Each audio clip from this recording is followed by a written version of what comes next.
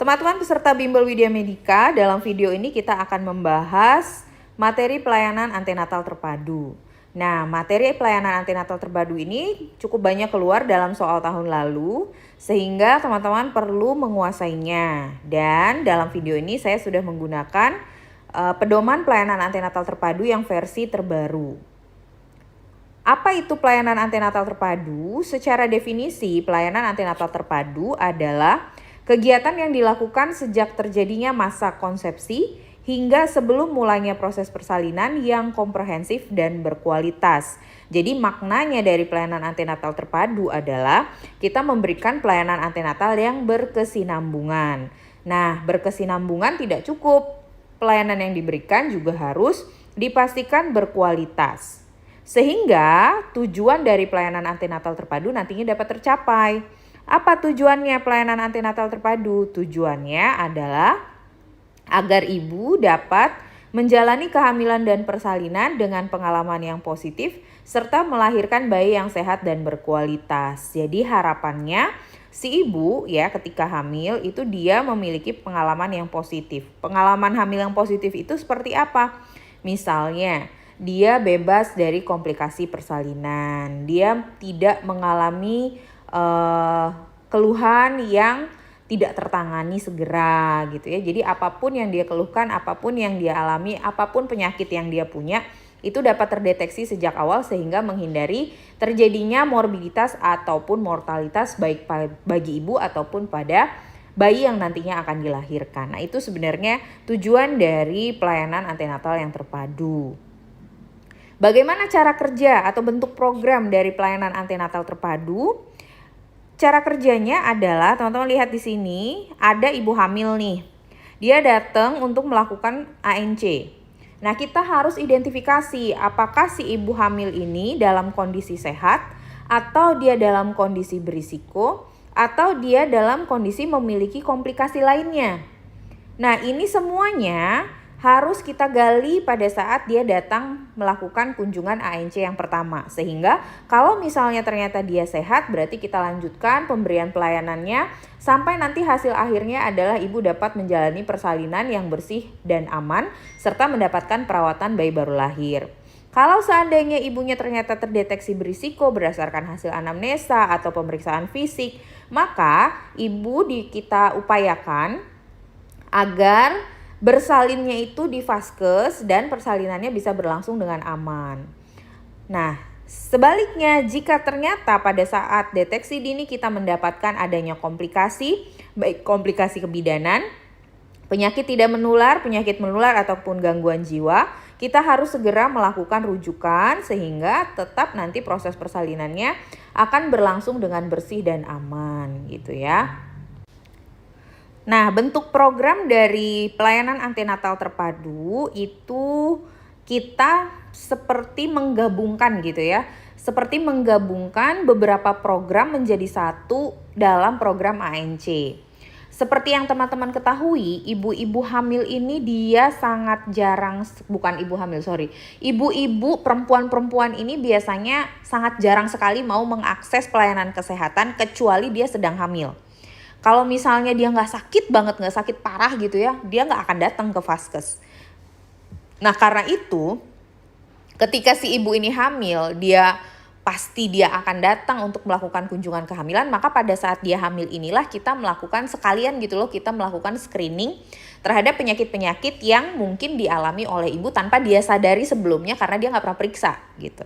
Nah, itu sebenarnya salah satu tujuan juga dari program antenatal terpadu. Jadi kita mendeteksi dini adanya komplikasi-komplikasi yang mungkin ibu tidak sadari atau ibu sadar tapi dia tidak lakukan pemeriksaan sebelumnya gitu ya.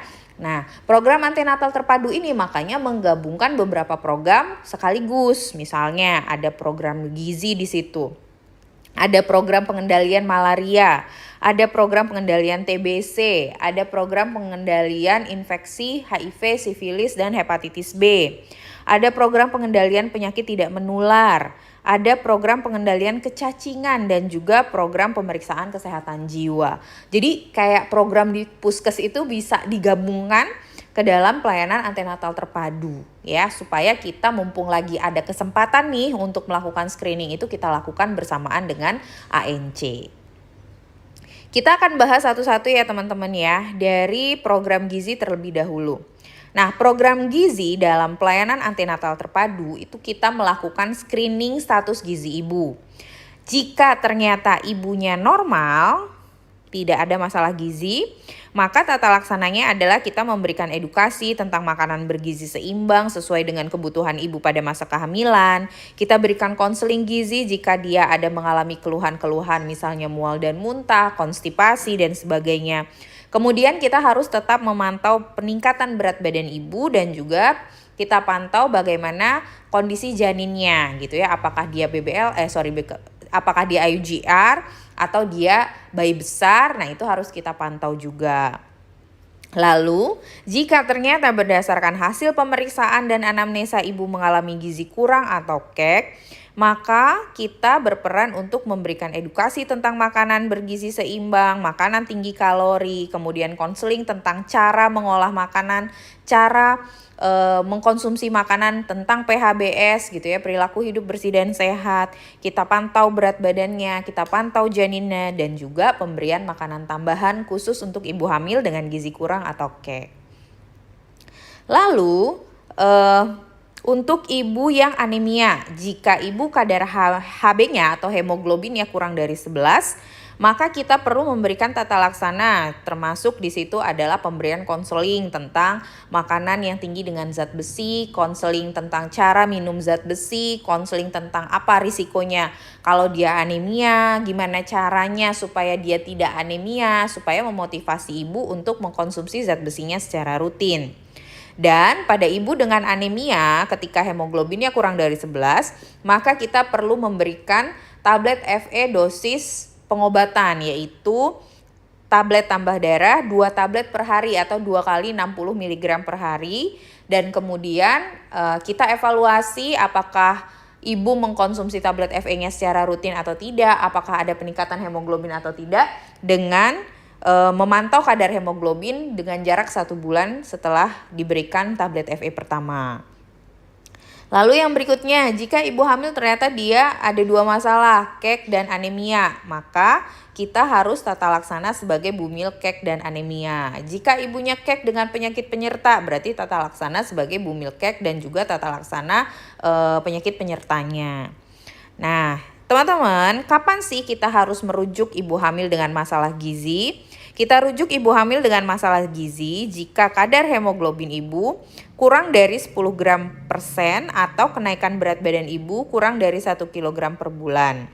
Gitu ya. Jadi kita harus lakukan rujukan jika ternyata sudah kita berikan intervensi tapi ternyata hemoglobinnya tidak naik secara optimal dan berat badannya juga tidak naik secara optimal. Nah, selanjutnya adalah kita juga bisa memasukkan program pencegahan penyakit menular dalam pelayanan antenatal.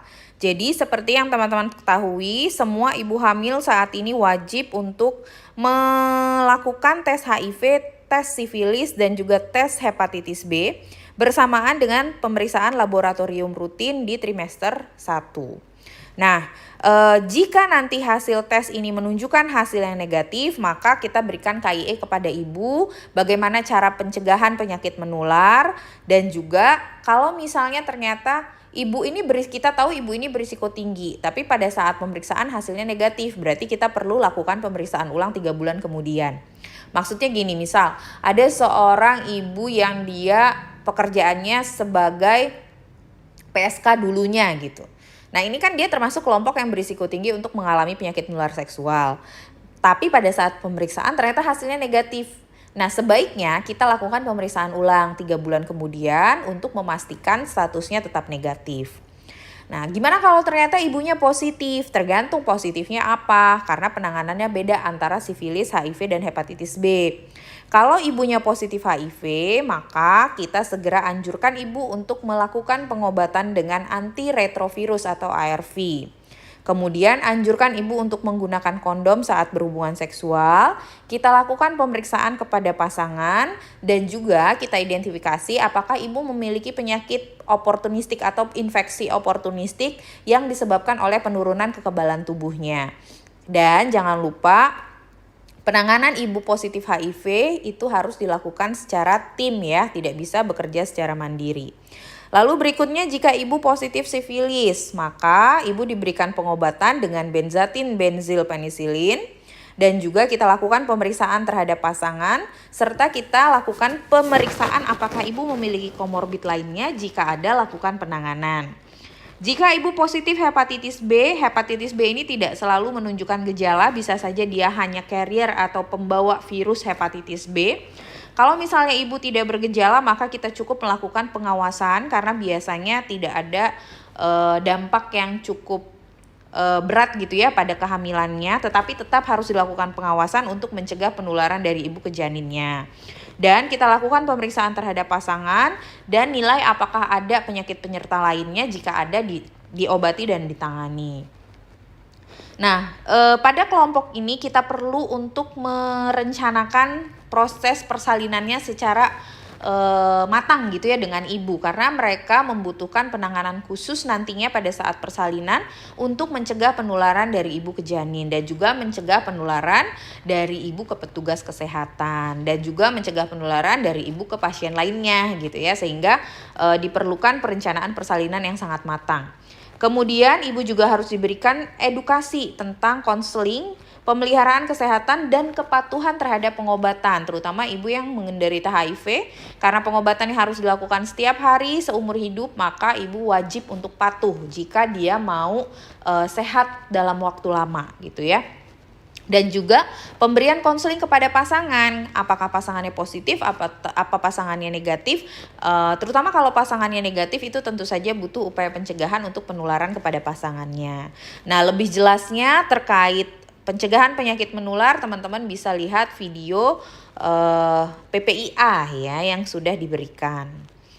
Kemudian yang berikutnya dalam program pelayanan antenatal terpadu kita juga bisa memasukkan program pemberantasan malaria, terutama pada wilayah yang banyak kasus malarianya atau disebutnya sebagai daerah endemis malaria gitu ya. Pada kasus di mana ibu tinggal di wilayah endemis malaria tinggi atau jika ibu tinggal di wilayah yang kasus malarianya tinggi gitu ya, atau teman-teman bertugas di wilayah yang banyak kasus malarianya, maka semua ibu hamil yang datang untuk melakukan pemeriksaan ANC itu wajib menjalani screening malaria.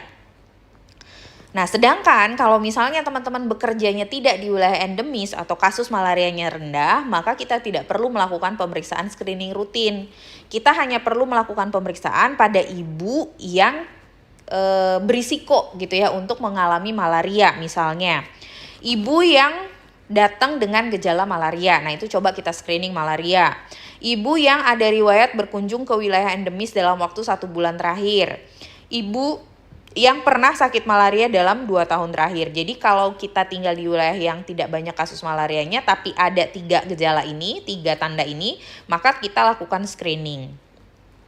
Nah, pada ibu dengan malaria berat kita berikan terapi prarujukan yaitu artesunat IM 2,4 mg per kilogram berat badan.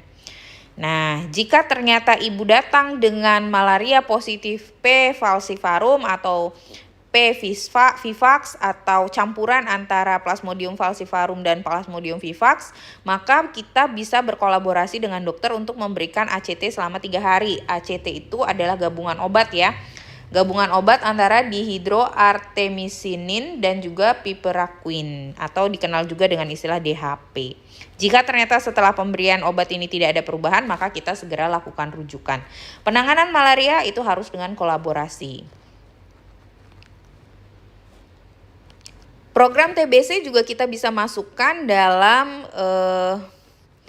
pelayanan antenatal terpadu ya teman-teman ya. Jadi bisa kita lakukan screening pada semua ibu hamil yang datang untuk melakukan ANC, kita screening TBC. Gimana caranya kita screening gejala atau tanda TBC? Dengan memberikan beberapa pertanyaan kepada ibu ya, jadi dengan anamnesa. Apa saja pertanyaan yang bisa kita tanyakan untuk screening TBC? Yang pertama adalah kita tanyakan kepada ibu, apakah ada batuk yang lama, misalnya 2 minggu atau lebih batuk tapi tidak sembuh-sembuh. Apakah ada batuk berdarah? Apakah ada berkeringat malam tanpa aktivitas? Apakah terjadi penurunan berat badan tanpa penyebab yang jelas? Apakah ada gejala TB ekstra paru, misalnya gejala pada TBC kelenjar, TBC tulang, atau TBC kulit? Apakah ada kontak serumah atau kontak erat dengan pasien TB, misalnya dia tinggal satu rumah dengan pasien TB atau dia tinggal dengan suaminya yang menderita TBC gitu ya. Nah, itu berarti dia termasuk ada kelompok yang berisiko untuk mengalami TBC. Jika ternyata nanti kita menemukan ada ibu yang memiliki gejala TBC, maka kita rujuk ke poli TBC dan lakukan tes HIV pada semua wanita dengan diagnosis TBC. Kenapa kalau orang TBC kita harus tes HIV? Karena manifestasi HIV ya biasanya yang paling sering manifestasinya adalah TBC. Orang HIV itu kan dia mengalami penurunan kekebalan tubuh. Nah, karena penurunan kekebalan tubuh itu terjadi, maka virus-virus, bakteri-bakteri itu gampang banget masuk ke tubuhnya gitu ya, termasuk TBC. Nah, biasanya memang orang yang TBC, orang yang HIV positif, ketika dia mulai masuk ke fase AIDS, itu yang khas gejalanya adalah munculnya gejala TBC. Makanya kalau orang yang perempuan yang dia TBC positif, sebaiknya juga dilakukan pemeriksaan HIV. Kemudian yang berikutnya adalah upaya screening gitu ya, atau penyaringan penyakit tidak menular termasuk hipertensi dalam kehamilan. Jadi teman-teman seperti yang teman-teman ketahui dalam buku pelayanan antenatal yang baru gitu ya, buku KIA yang baru, itu ada salah satu form yang harus diisi oleh dokter, yaitu formulir screening risiko preeklamsia. Nah, ini adalah tabel screening yang diisi oleh dokter untuk melakukan screening preeklamsia. Nanti dokter akan melakukan anamnesa dan juga pemeriksaan fisik. Kalau misalnya dari hasil anamnesa ternyata didapatkan bahwa ibu usianya di atas 35 tahun misalnya. Kemudian ibu punya riwayat preeklamsia dari saudara kandungnya yang perempuan. Atau ibunya juga obesitas ditambah dengan misalnya ibu punya diabetes dalam kehamilan. Nah, kalau kita lihat di sini dia ada 3 risiko sedang dan 1 risiko tinggi. Nah, kalau misalnya dia ada 2 risiko sedang atau 1 risiko tinggi, maka itu dia sudah harus kita lakukan rujukan karena dia sudah berisiko untuk mengalami preeklamsia. Contohnya dalam kasus ini, dia ada 3 risiko sedang dan 1 risiko tinggi, berarti ini dia harus kita lakukan rujukan karena artinya dia punya risiko untuk mengalami preeklamsia gitu ya. Ini cara menggunakan tabelnya. Nah, terus di sini teman-teman ada yang namanya mean arterial pressure atau MAP. Jadi untuk salah satu cara gitu ya untuk men-screening apakah ibu ini punya risiko preeklamsia atau tidak, itu kita bisa lakukan dengan cara menghitung mean arterial pressure atau bahasa Indonesianya menghitung rata-rata tekanan arterial ya. Caranya itu ada rumusnya. Cara untuk menghitung MAP atau mean arterial pressure itu adalah dengan menggunakan rumus 2 kali tekanan darah diastol ditambah tekanan darah sistol dibagi 3. Nah, kalau misalnya kita lihat misal tekanan darah ibunya 130/90. Yang 130 yang di atas yang duluan ini adalah tekanan darah sistolik. Nah, sedangkan yang di bawah yang 90 ini adalah tekanan darah diastolik. Nah, coba kita masukkan ke rumus. Kalau tekanan darah ibunya 130/90, maka MAP-nya adalah 2 kali 90 ditambah dengan berapa dia sistolnya 130 dibagi dengan 3. Nanti teman-teman akan mendapatkan hasil 103,333. Nah, kalau misalnya ternyata kita menghitung MAP-nya di atas 90 atau lebih dari 90, maka ibu ini sudah termasuk berisiko mengalami preeklamsia. Seperti kasus ini, karena dia di atas 90, maka ibu yang tekanan darahnya 130/90 ini termasuk ke dalam ibu yang berisiko untuk mengalami preeklamsia. Nah, seperti itu caranya untuk menghitung MAP. Soal ini keluar dalam soal P3K tahun kemarin. Lalu yang berikutnya kita juga bisa melakukan screening penyakit tidak menular, yaitu diabetes ya. Jadi pada ibu yang datang melakukan ANC sebaiknya kita melakukan screening teman-teman risiko diabetes gestasional. Gimana caranya kita melakukan screening? Kita lakukan screening pada ibu yang IMT-nya lebih dari sama dengan 23 kg per meter kuadrat. Jadi kita hitung dulu IMT ibu. Kalau ternyata IMT ibu ini sudah lebih dari sama dengan 23, maka kita coba kaji lagi, anamnesa lagi, apakah ibu punya riwayat penyakit metabolik misalnya. Ibu ada nggak riwayat diabetes di kehamilan sebelumnya? Atau ibu ada nggak keluarganya punya riwayat diabetes? Ibu ada nggak keluarga yang memiliki riwayat penyakit kardiovaskuler misalnya apa? Ibu di keluarganya ada nggak yang punya darah tinggi, yang punya hipertensi gitu ya?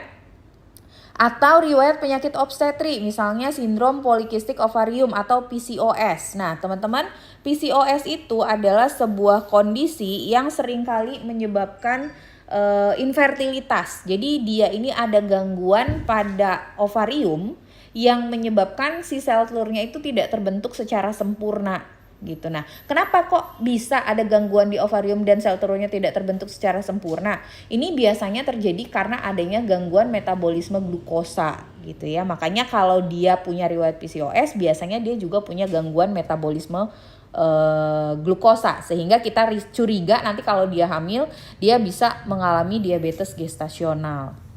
Atau kita juga perlu mencurigai kalau misalnya si ibu itu pernah melahirkan bayi dengan berat badan 4 kg. Nah, kita juga bisa melakukan pemeriksaan laboratorium kalau nanti ternyata ditemukan adanya peningkatan glukosa darah atau adanya peningkatan kolesterol darah, berarti kita curiga juga nanti si ibu dapat mengalami diabetes mellitus gestasional. Kemudian kita juga curigai risiko terjadinya diabetes gestasional pada ibu yang gaya hidupnya sedentary. Gaya hidup sedentary atau sedentary lifestyle itu adalah gaya hidup yang lebih sering rebahan daripada beraktivitas, atau kita kalau sekarang gaya bahasa kerennya kita bilangnya kaum rebahan, yaitu adalah gaya hidup sedentary. Rebahan, main handphone, nonton TV sambil ngemil. Nah, itu adalah gaya hidup sedentary. Mereka ini berisiko untuk mengalami penyakit diabetes mellitus gestasional. Jadi hati-hati ya teman-teman ya. Nah, ini versi dari internasional ya teman-teman ya, yang versi American Obstetric and Gynecologic Committee gitu ya. Ada lagi versi lain untuk screening risiko DM. Ini yang versi yang sering dipakai di Indonesia. Jadi kita anggap ibu itu berisiko untuk mengalami DM jika usianya di atas 30 tahun, jika ibunya obesitas, jika ibunya punya PCOS seperti yang sudah saya jelaskan tadi, jika ibu pernah mengalami kehamilan dengan gangguan metabolisme glukosa, jika ibu punya riwayat melahirkan bayi besar, jika ibu melahirkan bayi dengan riwayat cacat bawaan karena gangguan intoleransi glukosa itu juga berhubungan dengan adanya kecacatan pada janin. Jadi ibu yang diabetes itu bayinya bisa lahir cacat.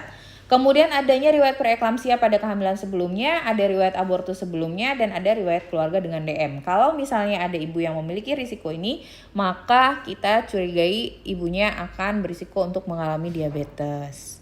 Jadi screening anamnesanya harus tuntas ya teman-teman ya. Kemudian yang berikutnya adalah penyakit tidak menular lainnya yang juga kita harus screening adalah terkait talasemia. Talasemia ini gangguan darah ya teman-teman ya. Jadi dia ini kelainan genetik di mana darahnya itu tidak bisa memproduksi hemoglobin gitu ya. Jadi sel darah merahnya itu rendah. Termasuk hemoglobinnya juga rendah. Jadi secara genetik, secara bawaan tubuhnya itu gagal gitu ya untuk memproduksi sel darah merah termasuk hemoglobin, sehingga kadarnya itu menjadi sangat rendah dalam tubuh. Nah, talasemia ini tadi kan saya cerita bahwa talasemia ini adalah penyakit genetik atau penyakit bawaan. Jadi dia diturunkan. Karena dia diturunkan, maka sangat penting bagi kita untuk memastikan tidak ada 2 orang yang punya talasemia itu menikah. Atau jika salah satunya punya talasemia, sebaiknya kita harus pasangannya itu kita kaji dulu apakah dia punya gen pembawa thalassemia juga atau tidak. Karena kalau misalnya kita biarkan mereka menikah tanpa screening, khawatirnya nanti anak yang dilahirkan itu mengidap thalassemia. Sedangkan thalassemia ini sangat punya dampak yang berat gitu loh dalam hidup anak. Orang yang thalassemia itu dia harus cuci darah secara terus-menerus, secara rutin. Dan anak juga tumbuh kembangnya tidak optimal, bisa juga terjadi abortus berulang gitu. Nah itu harus kita cegah dari awal dengan kita melakukan screening thalassemia teman-teman. Harusnya ini dilakukan dari masa prakonsepsi ya. Tapi kalau misalnya masa prakonsepsi itu tidak dilakukan screening thalassemia, maka pada kehamilan kita perlu untuk melakukan screening. Jadi kita perlu tanyakan kepada ibu apakah ibu memiliki riwayat penyakit gangguan darah gitu ya. Kan dia nggak ngerti thalassemia biasanya ibu-ibu ini. Kita ngomongnya ibu apakah ibu pernah atau apakah ada keluarga ibu yang memiliki penyakit pada darah gitu ya yang harus ditransfusi terus menerus. Kalau misalnya dia jawab ada, berarti kita harus lakukan pengkajian lebih dalam. Jadi teman-teman, ini adalah gambaran penurunan anemia atau gambaran pewarisan anemia. Kalau misalnya ada 2 orang tua ya, ada pasangan nih, perempuan dan laki-laki, yang keduanya sama-sama punya gen thalassemia. Karena thalassemia itu ada yang namanya carrier atau pembawa sifat dan ada yang pengidap. Pengidap itu artinya gejalanya muncul gitu ya. Kalau carrier dia tidak punya gejala, tapi dia punya gennya. Tapi ada gennya. Ya, kalau pengidap ini dia ada gejala dan ada gennya. Gitu. Nah, sekarang gimana skema pewarisannya? Skemanya seperti ini. Kalau misalnya ada 2 orang carrier menikah, maka nanti anaknya 1 orang anak akan menjadi pembawa sifat, kemudian 1 orang anak akan lahir dengan thalassemia mayor atau menjadi pengidap. Ada 1 anak yang normal dan 1 anaknya menjadi carrier juga atau pembawa sifat. Jadi nanti kan kita nggak tahu random nih anaknya yang lahir, bisa jadi yang lahir dia adalah pengidap, bisa jadi dia lahir sebagai carrier, bisa jadi dia lahir normal gitu kan. Nah ini ya yang harus kita perhitungkan nantinya. Kemudian kalau misalnya salah satu saja yang menjadi pembawa sifat thalassemia sedangkan yang satunya ibunya normal, maka 50% anaknya akan lahir normal dan 50%-nya menjadi carrier thalassemia atau menjadi pembawa sifat thalassemia. Nah, gimana kalau misalnya ada salah satu orang tuanya yang menjadi pengidap thalassemia? Kalau salah satu orang tuanya adalah pengidap thalassemia, maka 100% anaknya akan menjadi pembawa sifat atau pembawa gen thalassemia. Gitu ya. Nah pada kehamilan ini kan pada masa prakonsepsi dan juga pada masa kehamilan kita bisa gunakan sebagai cara kita untuk konseling gitu ya terkait risiko apa yang mungkin muncul pada si anak yang dilahirkan. Nah pada kehamilan jika ternyata kita mengidentifikasi bahwa salah satu dari ibu adalah pembawa sifat atau carrier thalassemia, maka kita harus lakukan screening pada pasangannya untuk kita memperhitungkan ini ya. Jika ternyata pasangannya normal tidak punya thalassemia, maka kita tidak perlu melakukan diagnosis prenatal. Jadi kita nggak perlu menilai perkembangan si bayinya karena kalau misalnya hanya salah satu saja ada kemungkinan anaknya lahir normal atau menjadi carrier tidak mengidap thalassemia mayor gitu kan ya. Kemudian jika pasangannya pengidap atau carrier, maka anjurkan untuk melakukan konseling genetik dan prenatal diagnosis. Jadi kalau misalnya si ibunya pembawa sifat, si bapaknya juga pembawa sifat, atau si ibunya pengidap, bapaknya carrier, nah itu kan berarti risikonya si anak untuk lahir dengan thalassemia itu tinggi. Karena itu kita perlu melakukan konseling genetik dan juga prenatal diagnosis untuk mendeteksi apakah si bayi itu punya thalassemia atau tidak gitu ya. Kemudian jika pasangan salah satu atau keduanya pengidap atau carrier, maka berikan konseling tentang risiko yang mungkin dialami oleh anak yang akan dilahirkan. Jadi orang tuanya harus diberikan informasi ini teman-teman bahwa ada risiko anaknya nanti lahir dengan thalassemia. Nah pemeriksaan laboratorium untuk mendiagnosa thalassemia di tahap awal itu adalah hemoglobin, hematokrit, MCV, MCH, dan RDW atau morfologi sel darah merah. Nah ini biasanya dilakukannya di rumah sakit ya. Kemudian yang berikutnya adalah screening kesehatan jiwa. Nah, untuk men-screening kesehatan jiwa, kita menggunakan kuesioner ya teman-teman ya. Jadi ada kuesioner khusus untuk screening kesehatan jiwa pada ibu hamil. Tergantung dari usia ibunya nanti, karena beda kuesioner antara ibu yang usianya kurang dari 18 dan ibu yang usianya lebih dari 18 tahun. Pada ibu yang usianya kurang dari 18 tahun, kuesioner yang kita gunakan itu adalah Strength Difficulties Questionnaire 25 atau disebutnya dengan istilah SDQ 25. Sedangkan pada ibu yang usianya sudah di atas 18 tahun, kita screeningnya dengan Self-Reporting Questionnaire 29 atau SRQ 29. Nah, nanti ibunya kita minta teman-teman untuk mengisi itu. Biasanya ada pertanyaan-pertanyaan, terus nanti dijawab oleh si ibu apakah dia sering mengalami itu, ya sering mengalami itu atau tidak pernah mengalami itu gitu ya. Kita hitung skor akhirnya. Kita sebut ibu ini berisiko depresi jika hasil dari SDQ 25-nya itu kita temukan ada lebih dari atau sama dengan 6 jawaban ya. Kita sebut dia mengalami depresi pada ibu yang berusia di atas 18 tahun jika ada paling tidak 6 jawaban ya untuk pertanyaan nomor 1 sampai dengan 20 ya.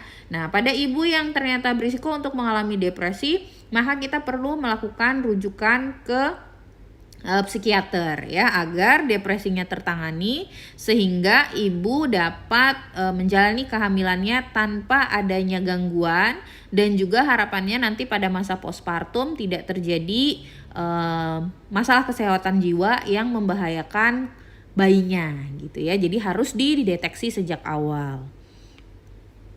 Lalu yang berikutnya adalah pemberian imunisasi, terutama imunisasi TT ya dalam kehamilan. Ibu hamil itu boleh teman-teman mendapatkan imunisasi TT karena TT itu sudah terbukti aman dan tidak memiliki dampak negatif meskipun diberikan di awal kehamilan gitu ya. Jadi nggak masalah dia diberikan di trimester 1 pun.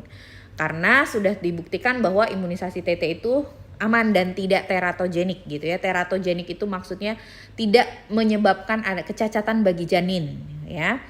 Dan ingat bahwa kita harus memastikan bahwa ibu hamil itu minimal memiliki status TT itu 2 ya. Jadi 2 kali di imunisasi TT itu wajib minimal. Makanya harus di screening dulu. Kalau ibunya belum pernah dapat, kita berikan imunisasi TT-nya. Lalu yang berikutnya kecacingan. Nah, kecacingan ini juga termasuk salah satu program yang bisa kita masukkan ke dalam pelayanan antenatal. Karena kecacingan ini dapat menyebabkan gangguan gizi pada ibu hamil gitu ya. Makanya harus kita screening dan juga kita tangani kalau misalnya berdasarkan hasil screening ternyata ibu memiliki penyakit kecacingan. Infeksi cacing teman-teman itu dapat menimbulkan kekurangan kalori dan protein serta anemia. Makanya tadi saya bilang kecacingan ini berhubungan dengan masalah gizi. Nah, ada 3 jenis cacing yang umumnya menginfeksi manusia, yaitu cacing gelang atau Ascaris lumbricoides, atau cacing tambang Ancylostoma duodenale, atau cacing cambuk Trichiuris trichiura. Nah, ketiga jenis cacing ini bisa dideteksi dengan pemeriksaan feses ya. Nah, penanganan dari infeksi cacing itu selain pemberian obat juga dengan pemberian KIE tentang PHBS ya teman-teman ya, karena kecacingan itu kan masuknya lewat tangan yang kotor gitu ya, telur cacing masuk di bawah kuku dan sebagainya, sehingga diperlukan pemberian edukasi tentang PHBS. Dan juga karena berhubungan dengan masalah gizi, kita juga berikan KIE terkait makanan yang bergizi. Nah, pada ibu hamil yang dia sudah kita berikan tablet FE tapi dia tetap anemia, maka kita curigai ibunya mungkin kecacingan gitu. Karena kalau misalnya dia minum tablet FE tapi tetap anemia, bisa jadi karena ada cacingnya ya. Jadi kita lakukan pemeriksaan tinja.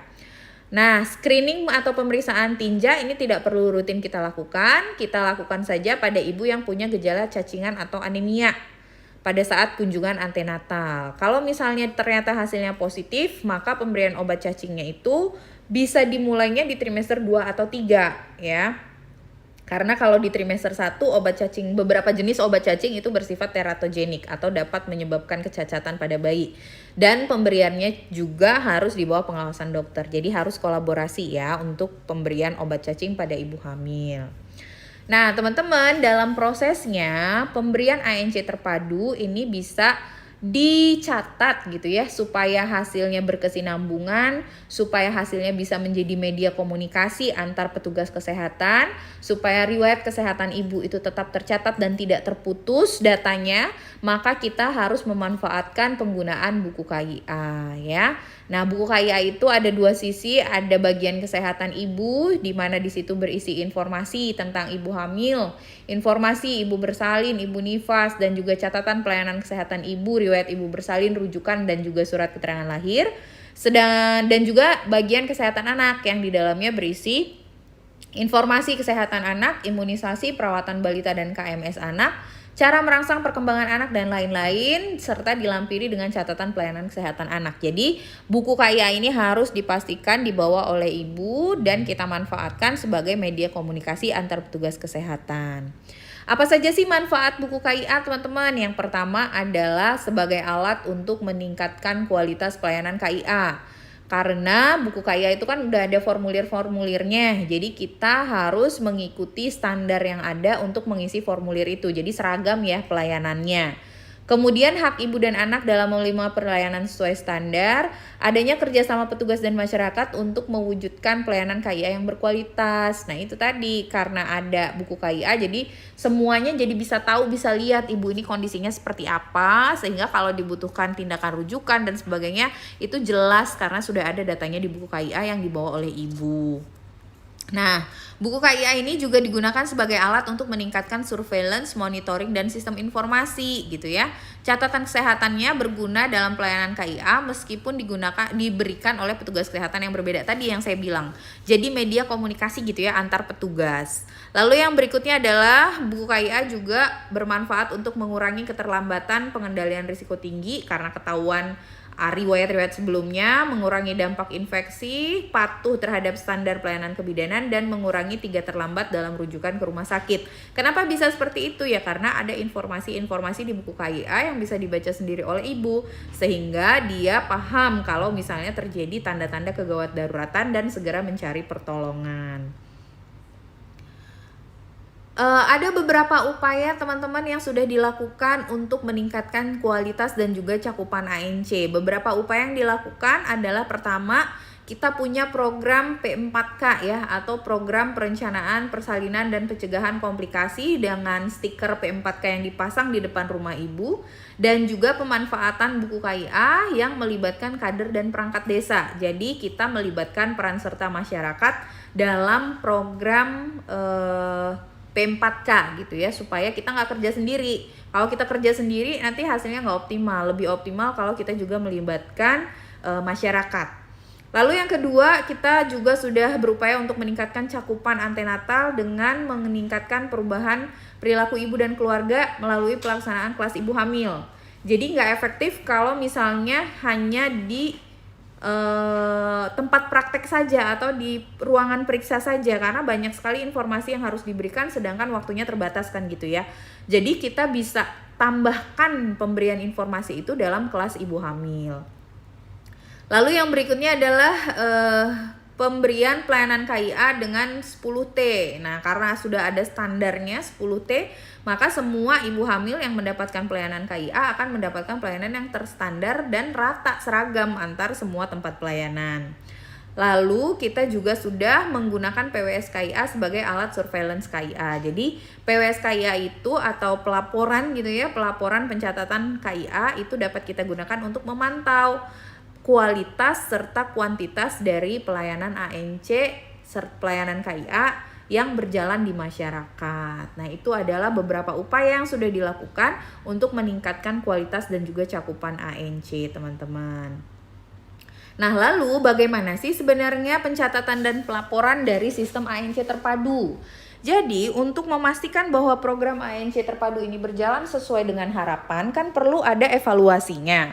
Nah, supaya evaluasinya itu bisa terukur gitu ya, maka kita punya sistem pencatatan dan pelaporan. Sudah ada formulir-formulir yang harus diisi ya teman-teman ya. Kalau yang di puskesmas mungkin sudah paham bahwa ada banyak formulir yang bisa kita isi gitu untuk pencatatan dan pelaporan ANC terpadu. Termasuk di situ adalah kartu ibu atau rekam medis yang ada di puskesmas, kemudian buku kohort ibu, buku KIA yang dipegang oleh ibu, serta pencatatan dari program lain. Kalau misalnya tadi ada pemberantasan malaria, ada program TBC, ada program gizi, berarti kita juga catatkan dalam masing-masing formulir yang ada gitu ya. Nah, pelaporannya dilakukan menggunakan formulir yang sudah ada, misalnya LB3, teman-teman. LB3 itu kan laporan puskes ya, yang datanya ada data KIA, KB, imunisasi, gizi, penyakit menular, itu kan ada formulir khususnya untuk LB3 yang kita laporkan ke Dinkes. Kemudian juga kita punya pelaporan dalam bentuk PWS KIA, PWS imunisasi, dan juga pelaporan mengikuti formulir lintas program, misalnya kayak program malaria, program gizi, itu kan biasanya mereka punya laporannya masing-masing. Nah, kita juga harus mengisi di sana agar pelaporannya itu terpadu gitu ya. Nah, urutan dari pencatatan dan pelaporannya supaya ini bisa dievaluasi pelaksanaannya di level puskesmas, teman-teman. Seperti yang kita ketahui, setiap bidan, setiap klinik, setiap RSIA yang ada di wilayah kerja puskesmas itu tiap bulan harus melaporkan register bulanan ke puskesmas gitu kan ya. Nanti oleh puskesmas, register yang dikirimkan oleh semua fasilitas pelayanan kesehatan di wilayah kerjanya itu akan disusun menjadi PWS KIA oleh puskesmas. Kemudian puskesmas akan menjadikan PWS KIA ini sebagai pelaporan kepada Kades, kepada Kadus, kepada kepala puskesmas, dan juga pihak kecamatan biasanya untuk bahan evaluasi. Nah, selain itu laporan PWS KIA ini juga dilaporkan ke Dinas Kota dan Kabupaten. Nantinya Dinas Kota dan Kabupaten itu akan menyusun lagi PWS KIA di tingkat kabupaten kota. Kenapa harus disusun lagi? Untuk dilaporkan ke dinas. Jadi dari Dinkes Kota Kabupaten dilaporkan ke Dinkes Provinsi PWS KIA-nya. Selain itu, di level Dinas Kota Kabupaten, PWS KIA yang tadi dilaporkan oleh Puskesmas itu juga membantu untuk memantau pencapaian target dan juga tren ANC di wilayah tersebut. Nah, setelah itu data yang dilaporkan ke dinas provinsi diolah dan juga dianalisis untuk dilaporkan ke pusat datanya Kemenkes. Jadi nanti pemerintah akan menyusun kebijakan-kebijakan sesuai dengan hasil evaluasi di lapangan berdasarkan laporan yang sudah disusun dari tahap Vaskes terdepan sampai dengan level Kemenkes gitu teman-teman ya. Nah, jadi karena laporannya berkesinambungan, itu artinya apa? Jangan sampai kita menunjukkan data yang salah. Kalau kita menunjukkan data yang salah, nanti kebijakannya juga akan kebijakan yang tidak tepat sasaran gitu teman-teman ya. Jadi kalau bisa datanya beneran, jangan ngarang-ngarang ya. Oke. Nah, itu tadi adalah materi pelayanan antenatal terpadu. Silakan teman-teman mencoba latihan soal yang ada di modul dan juga ikuti sesi Zoom-nya untuk membahas pertanyaan-pertanyaan yang muncul.